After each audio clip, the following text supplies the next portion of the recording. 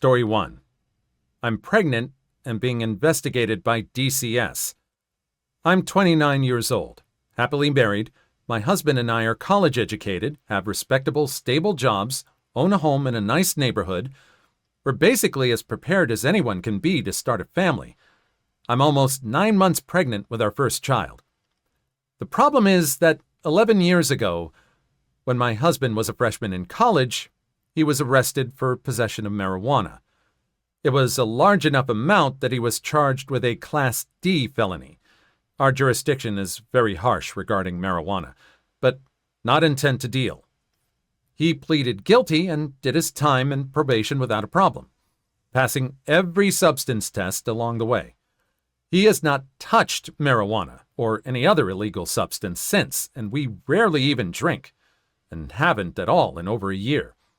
I have no criminal record and have never done any illicit substances myself. It was a stupid mistake he made as a foolish 18-year-old, and he's worked hard to put it behind him. Someone has apparently contacted child services in our area and informed them that we are substance users. This accusation is being taken very seriously because of my husband's record. We have been as cooperative as we could be with our caseworker, and we've been interviewed, our home has been examined, and she found nothing remotely suspicious or incriminating. We've both taken substance tests and passed. Our caseworker says that everything looks just fine so far. Unfortunately, she also says that there's still the possibility that our child could be taken away from us in the labor and delivery ward, and that we won't be allowed to take her home.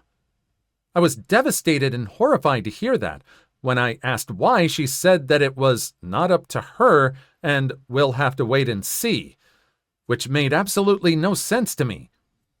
What gives? I feel like there's something she isn't telling me. But I have no experience with DCS, and I'm not aware of anything we could have possibly done wrong.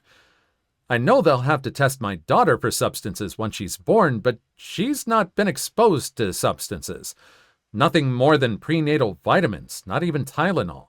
And I already proved that by passing a substance test. I'm scared and confused. Do I need a lawyer? I had anticipated spending our savings on our new daughter and prenatal leave, but I'll use that money for a lawyer if I have to. Wow, that's really awful. I don't know the jurisdiction you're in, can't offer legal advice. To me, it sounds like you're going to have to get a lawyer, because that's what it's going to have to be. You're just going to have to sacrifice for the now, for me it seems. Again, I don't know what jurisdiction you're in and what the laws are, and I don't know if anyone has any advice. I'm really sorry for what you're going through. But it does sound like you'll have to lawyer up. Story 2. Racist Karen calls the cops on my cousin, so I get their business closed down. Background. My cousin, 23 female, recently opened up her own salon. From a young age, she taught herself how to thread and wax eyebrows and developed an interest in makeup and hair. Everyone in our extended family would go to her before events and on a monthly basis for their threading, waxing, hair, and makeup needs.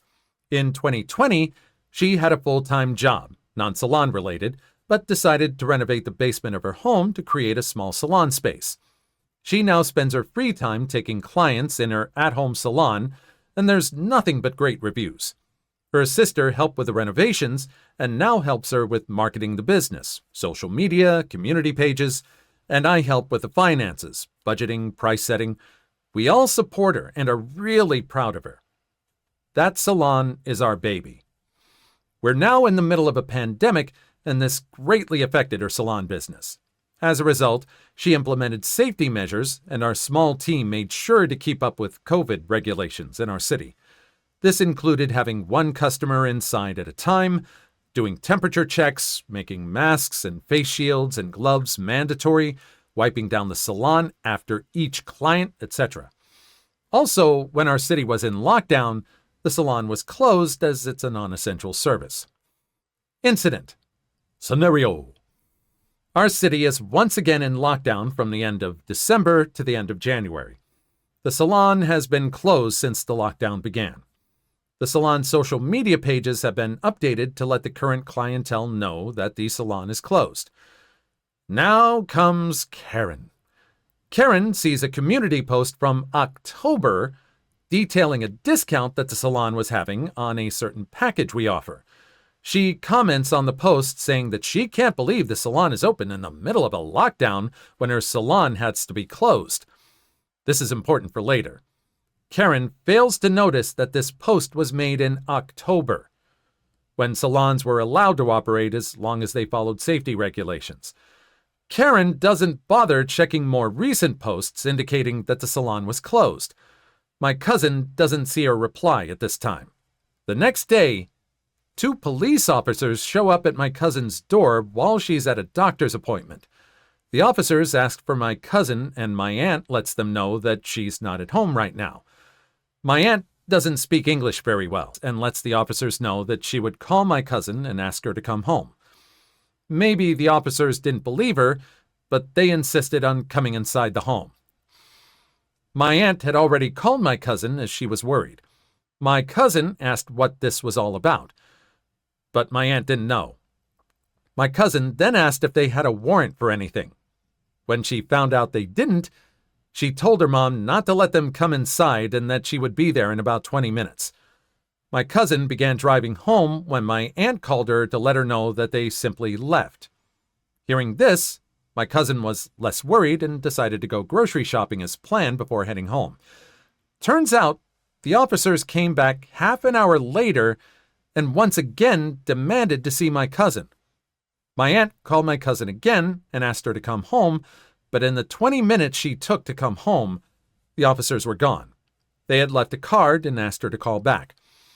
My cousin managed to get a hold of the officers and was told that someone had reported her business.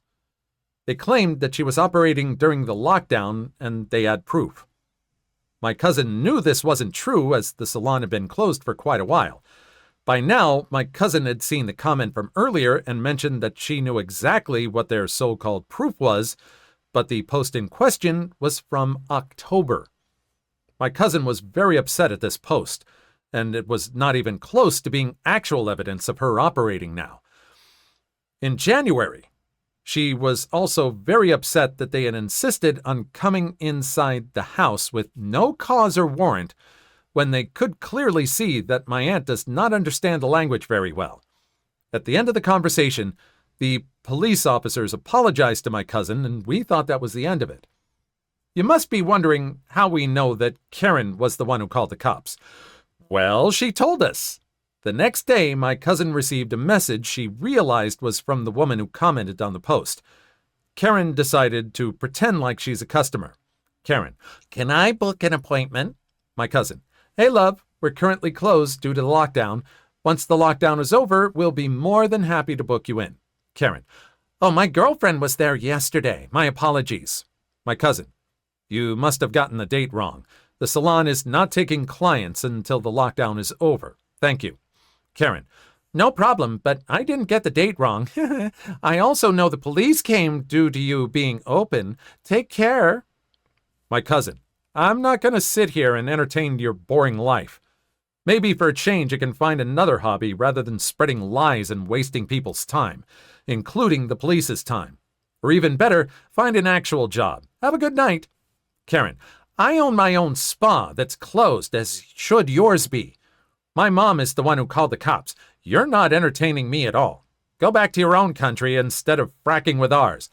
Oh, no. My cousin decided to block her at this point. My cousin was happy this was all over. My sister and I were still outraged at the racist comment and how someone could make up lies about a small business that led to the cops terrifying my aunt. When my cousin told me about Karen, the fact that she had her own spa really stood out. I did some digging. Revenge. Turns out, Karen runs her own spa out of her house. Doing some more snooping, I found reviews from her clients on her business page that were posted on days that the city was under lockdown. The reviews could be from clients who received services before the lockdown and only now had a chance to write a review. To be sure, I found Karen's Instagram page. I decided to use her own trick against her. I created a new account with a generic name and followed her page so she couldn't see that I was related to my cousin. I then messaged her to ask about prices for her services. Me: "Hey, I love your pics. I was wondering how much you charge." Karen: "Hey girl, thank you so much. What services are you after?"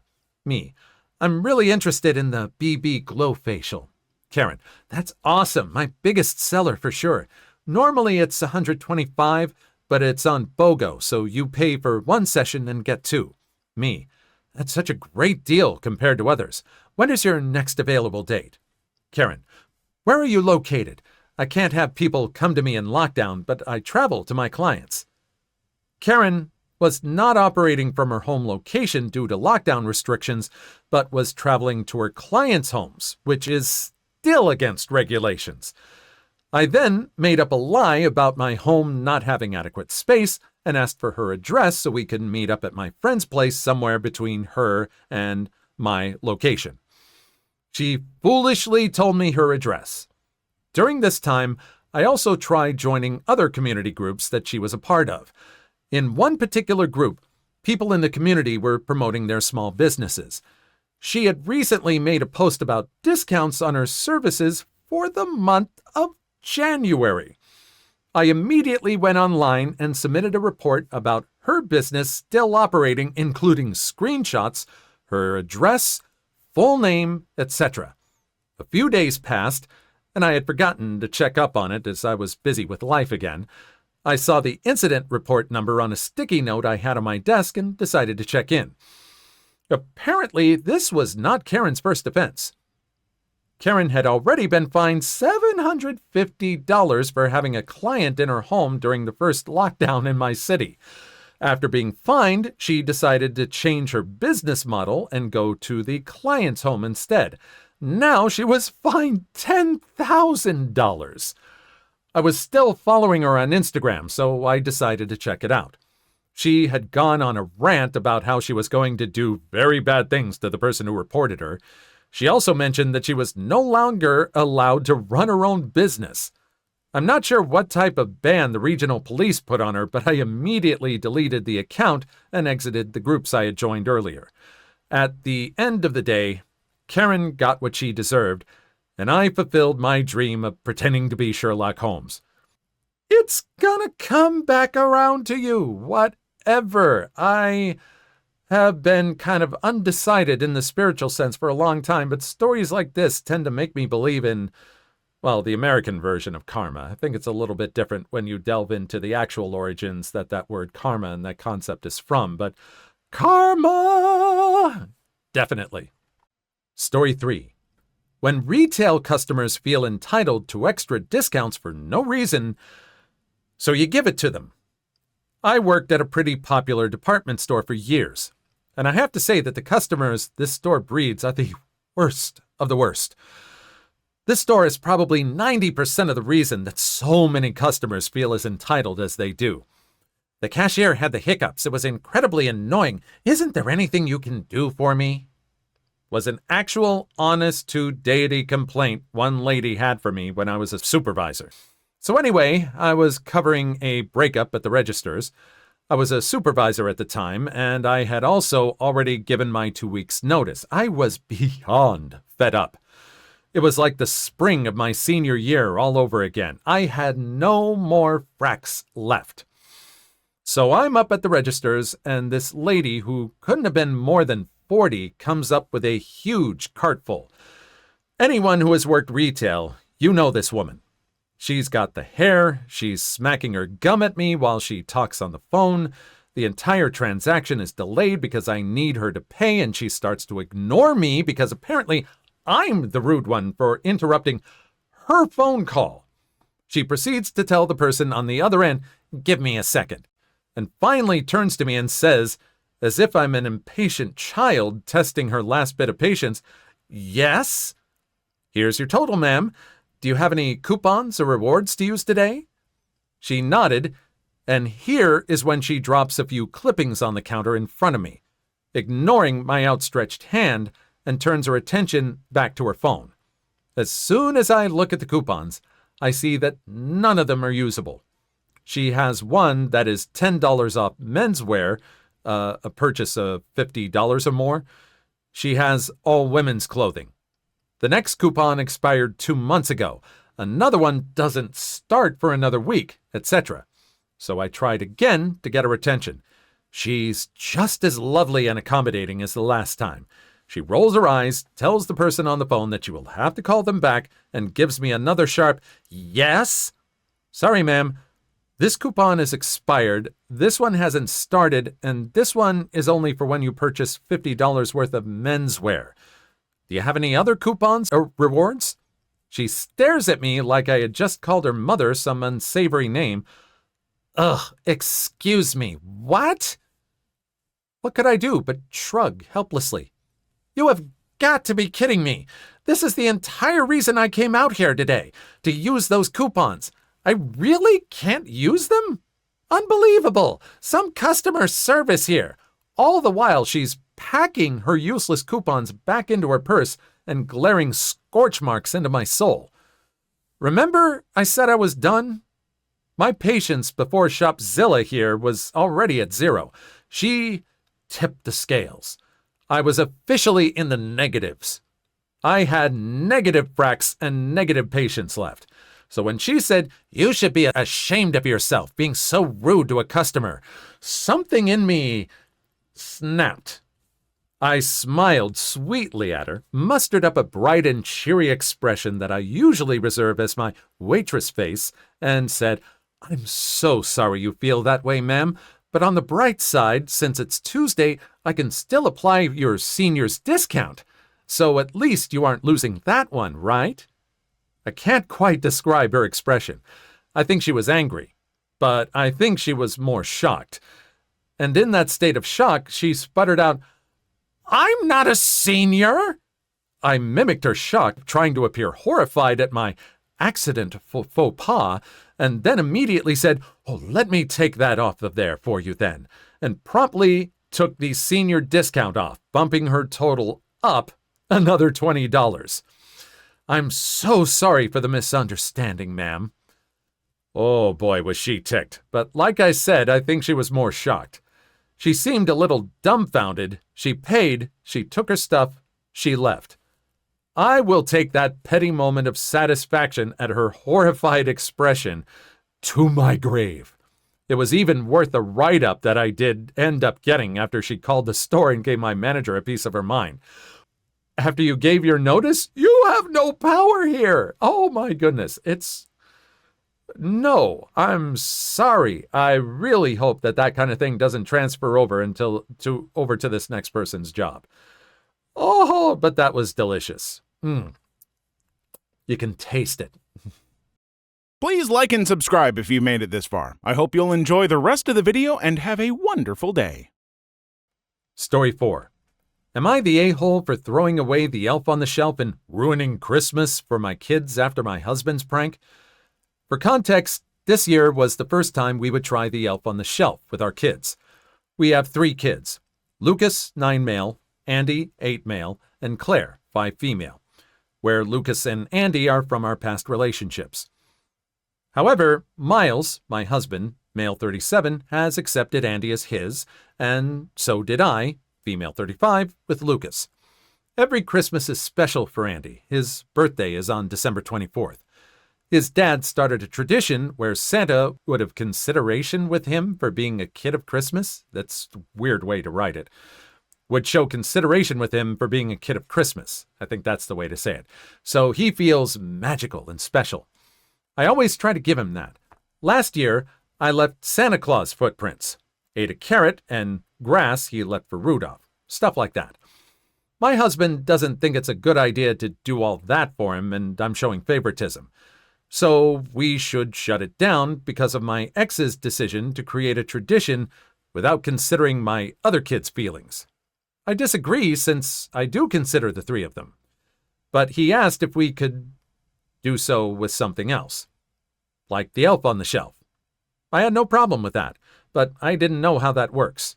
He explained to me quickly, and since he was the one who offered, I let him do it. We bought the cute elf. My kids named it Bob. Later, my husband explained to them that they should behave and never touch or hold Bob if they don't want it to be naughty. At first, It was cute to see them spy on Bob, trying to see it fly each night. Andy was the most excited of all. I found him one night talking with it, asking if Santa still remembered him. But my husband took the behave or Bob would be naughty part seriously. Lucas was his first victim after he didn't do his chores. The next day, his face was drawn with Sharpie markers. Then Claire, who touched Bob, and her fave onesie was destroyed. Apparently, Bob had cut some pieces of it while she was sleeping. Miles was having fun, but I could see my kids weren't. I talked to him about how he should lower the pranks. He agreed, but wanted to catch Andy since he hadn't broken any rules. I told him that Bob's supposed to tell Santa instead of being naughty. We argued, but he finally agreed. Fast forward, it's Christmas Eve, and in the afternoon, we had some of Andy's friends to celebrate his birthday. So the kids were playing in the backyard, but my husband looked at us. I decided to look for Bob. It was supposed to be in the kitchen, but it wasn't there. I asked Miles where it was, and he told me no idea. I started getting paranoid, but Andy asked me if we could cut the cake already. I put my best face on and went for it. The cake was in a box, and when Andy opened the box, he started crying. I take a look, and it's ruined. Bob was covered in all of it, appearing he had been eating the cake. Half of the cake wasn't there anymore. Miles started laughing, and so did some of the other parents. My blood is boiling, and I grab Bob and throw him in the trash. Then I grab Miles. We have a terrible argument. Call me an a-hole for what I did to Bob, that I've ruined it. How are we supposed to keep the magic with our kids if I wasn't supposed to touch Bob? Keep the magic with your kids? Of this thing pulling pranks on you? I'd hate to see what you do to punish these kids when they're behaving the other 365 days of the year. That's beyond a prank. That's worse. At least that Jimmy Kimmel I ate all your Halloween candy prank is not the people actually eating the candy or ruining stuff. That's beyond a prank. Yeah, Bob needs to get wrecked, and he did. Story 5. They didn't honor their reservation, so...